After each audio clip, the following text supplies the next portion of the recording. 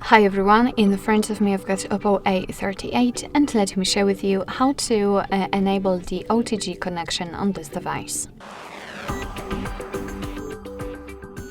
So let's start with opening the settings, and here in the section we have to scroll down to the very bottom to find additional settings. Now let's scroll down again to find this OTG connection option and simply tap on the switcher. From now on, this option is active and you can freely use it. If you want to turn it off, you can either tap on this switcher, so you can do it manually, or you can wait approximately 10 minutes because your device will automatically turn off this option if not in use for mentioned 10 minutes. So it's of course up to you. Alright, so that will be all. Thank you so much for watching. I hope that this video was helpful, and if it was, please hit the subscribe button and leave the thumbs up.